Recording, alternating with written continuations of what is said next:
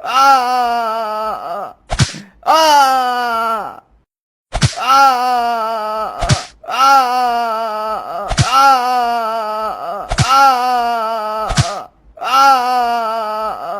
अरे मारो मारो इस कीड़े को।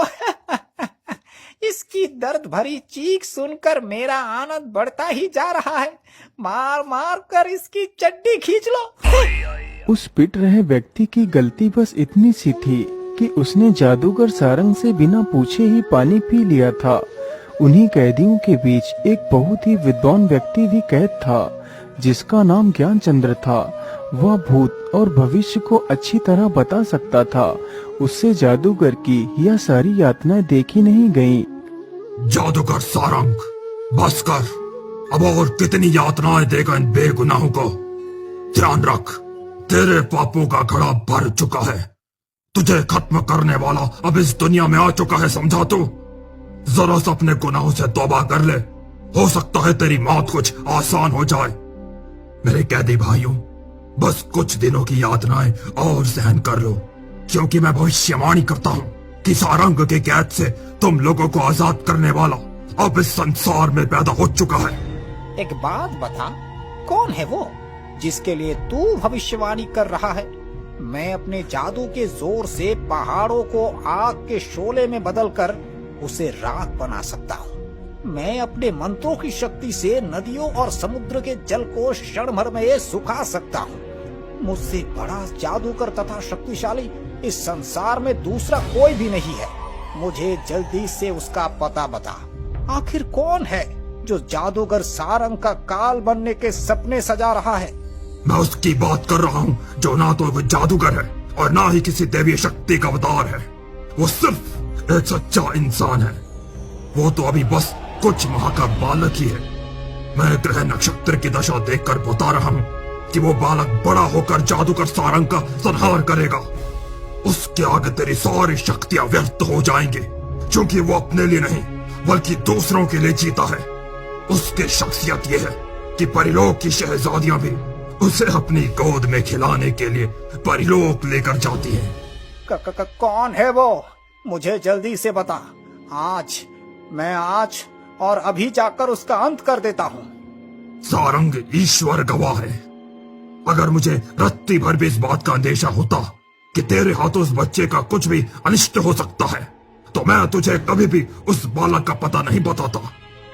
बेशक तो मुझे देखती भट्टी में क्यों ना झोंक देता, लेकिन मेरी भविष्यवाणी कहती है कि तेरे हाथों उस बालक का ना ही आज कुछ अहित हो सकता है और ना ही आने वाले समय में। अतः मैं तुझे उसका पता बताने में कोई हर्ज नहीं समझता हूँ। सुन, उसका नाम सिकंदर है। वो मगध के राजा वीरवान का इकलौता पुत्र है, जो परोपकार की दुनिया में खूब यश कमाएगा। सिकंदर, सिकंदर, सिकंदर, मैं तुझे नहीं छोड़ूंगा। जहाँ भागना है वहाँ भाग ले। अब तुझे सारंग के कहर से भगवान भी नहीं बचा सकता। वह अपनी आंखें बंद कर कुछ मंत्र बड़बड़ाता है और देखते ही देखते अपना रूप एक विशाल गिद्ध के रूप में बदल लेता है और वहाँ से उड़ा हुआ चला जाता है। आखिर कहाँ गया मेरा पुत्र? क्या उसे जमीन खा गई या आसमान निकल गया है? यदि मुझे मेरा पुत्र वापस नहीं मिला तो मैं भी अपने प्राण त्याग दूंगी। महारानी, आप जरा धीरज रखिए। कुछ नहीं होगा हमारे पुत्र को। वो जहाँ कहीं भी होगा सुरक्षित ही होगा। वो हमें जल्दी ही मिल जाएगा। नहीं महाराज, मैं कुछ भी नहीं जानती। मेरा पुत्र मुझे अभी चाहिए, नहीं तो मेरे भी प्राण निकल जाएंगे।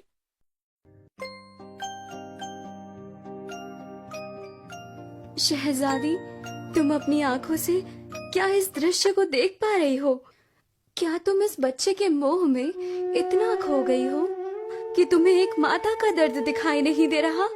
मेरी राय मानो, इस बच्चे को सही सलामत इसके माता पिता के पास पहुंचा दो। यही अच्छा रहेगा। मैं अभी इस बच्चे को महल में पहुंचा कर आती हूँ। इतना बोलकर नीलम परी झट से महल में पहुंच जाती है। उसके हाथों में सिकंदर को देख सभी लोग हैरान ही रह जाते हैं। कौन हो तुम? और मेरा पुत्र तुम्हारे पास कैसे आया? मेरा नाम नीलम परी है।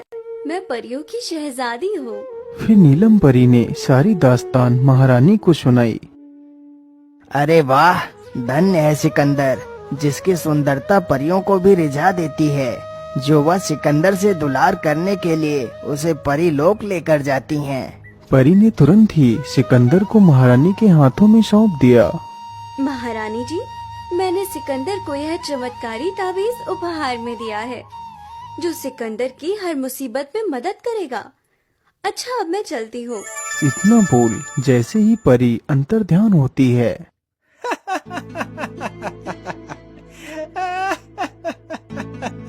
आखिर ये पिद्दी मुझे मारेगा। लेकिन आज तुझे मेरे हाथों से कोई नहीं बचा पाएगा। ये बोल जादूगर सिकंदर के माथे पर प्रहार करता है। वह कई जगह सिकंदर के ऊपर प्रहार करता है, लेकिन सिकंदर को कोई खरोच तक नहीं आती। सैनिकों, हमला करो इस दुष्ट बाज पर और इसे मार गिराओ।